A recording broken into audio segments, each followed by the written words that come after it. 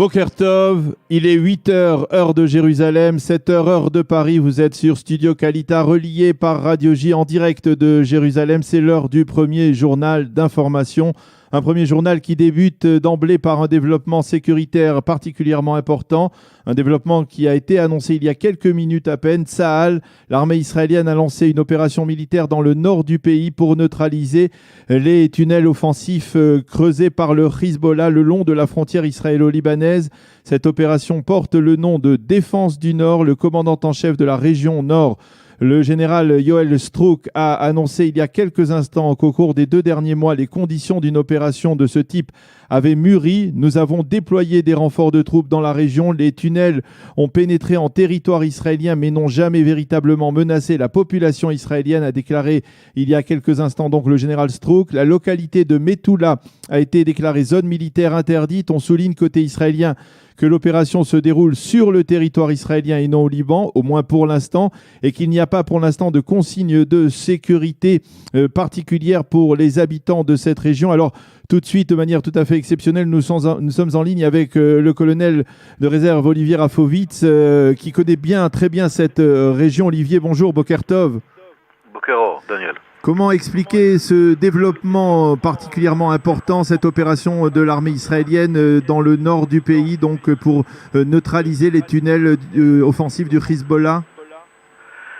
Bon, d'abord, ça prouve qu'il y avait depuis longtemps une conjonction entre le Hamas et le Hezbollah, qui ont certainement échangé des informations quant à la construction de tunnels offensifs pour pénétrer en territoire israélien.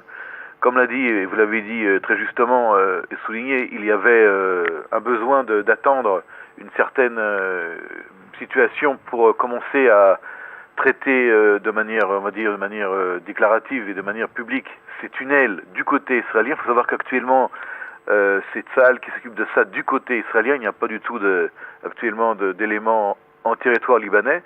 Mais le fait même que l'État d'Israël et Tsahal proclament ouvertement au monde et à Israël que le Hezbollah creuse des tunnels pour entrer et pour, entre guillemets, conquérir la Galilée, puisque le but du Hezbollah est de conquérir le nord d'Israël, c'est ce qu'ils disent en tout cas dans leur film de propagande, est un acte effectivement fort du côté israélien.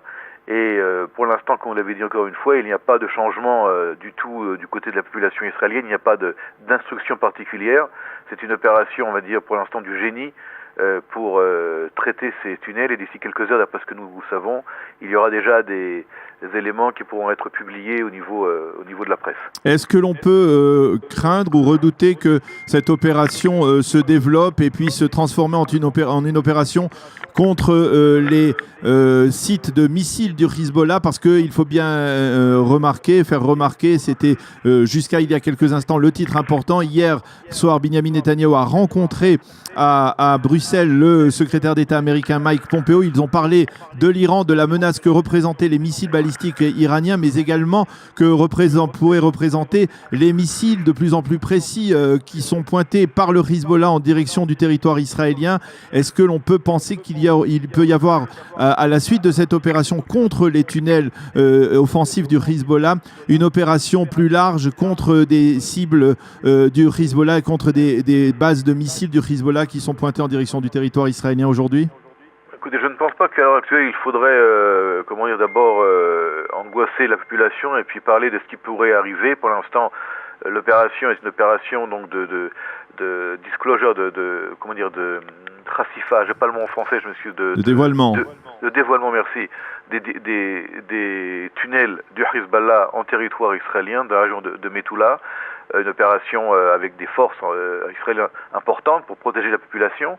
Il y a effectivement une vigilance accrue dans toute cette situation, dans toute cette région qui est extrêmement sensible. Il faut savoir aussi que ce matin, très tôt, la France et la Grande-Bretagne ont demandé la réunion du Conseil de sécurité de l'ONU pour justement condamner et pour traiter le problème des missiles à ogives multiples qui ont été expérimentés par l'Iran durant le week-end. Donc il y a quand même un état général de tension face à l'Iran, mais c'est pas seulement Israël, c'est la communauté internationale. Et pour l'instant, je pense qu'il faudrait se circonscrire et ne pas aller de l'avant et parler de cette opération pour l'instant de découverte de ces tunnels et rester, je dirais, à la fois précis et ne pas aller dans trop d'extrapolation, oui. Voilà, ça me paraît beaucoup trop prématuré. Alors, et surtout ne pas mettre la population et les gens dans une angoisse qui n'est pour l'instant pas l'heure. Voilà. Alors merci beaucoup Olivier Rafovitz. Nous espérons que nous serons encore en ligne dans le courant de cette heure d'actualité sur Studio Kalita. Mais merci encore à vous de nous avoir éclairé sur ces développements. Il faut souligner, comme je le disais il y a quelques instants, que donc cette opération intervient quelques heures après la rencontre entre le Premier ministre Benjamin Netanyahou et le secrétaire d'État américain Mike Pompeo à Bruxelles, une rencontre au cours de laquelle on a parlé de la menace représentée par les missiles balistiques iraniens. Benjamin Netanyahou a remercié Mike Pompeo pour ses propos sur les essais balistiques à ogives multiples réalisés par l'Iran. La semaine dernière, on se souvient que Mike Pompeo avait affirmé que ces missiles menaçaient l'État d'Israël, mais ils menaçaient également n'importe quelle cible au Proche-Orient, mais également des cibles en Europe. Et il faut donc souligner que l'on a parlé au cours de cette rencontre, et il est possible même que quelque part les Israéliens aient obtenu le feu vert de la part des Américains pour lancer cette opération dont nous parlons ce matin, cette opération visant à démanteler les tunnels offensifs du Hezbollah, des tunnels offensifs qui avaient pénétré à l'intérieur du territoire israélien. Il est possible donc que Benjamin Netanyahou ait obtenu de Mike Pompeo un feu vert à propos de cette opération.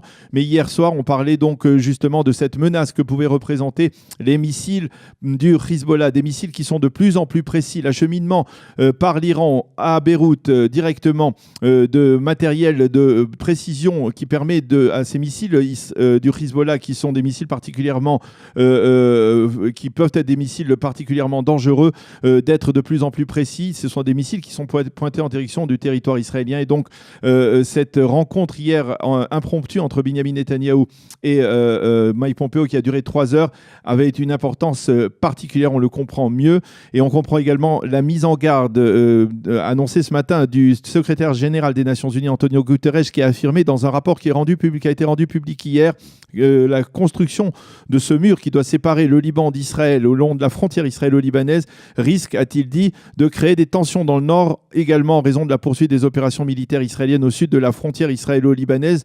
Donc c'était un message transmis par le secrétaire général des Nations Unies, Antonio Guterres. Voilà donc pour ces développements importants. Nous y reviendrons dans le courant de cette heure d'actualité sur Studio Kalita.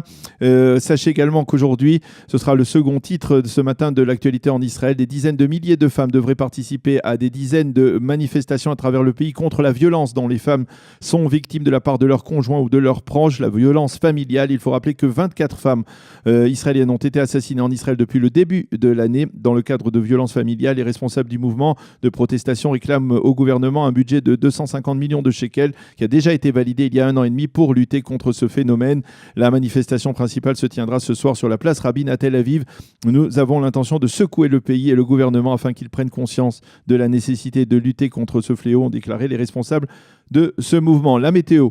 Pour terminer, le temps sera partiellement nuageux à pluvieux sur l'ensemble du territoire israélien. Il fera 16 degrés à Jérusalem, 22 à Tel Aviv et 26 degrés à Eilat. C'est la fin de ce premier journal d'information de Studio Kalita en direct de Jérusalem, diffusé donc également ce matin sur Radio J. Nous allons marquer une pause musicale et on se retrouve après sur Studio Kalita pour le développement de cette actualité brûlante.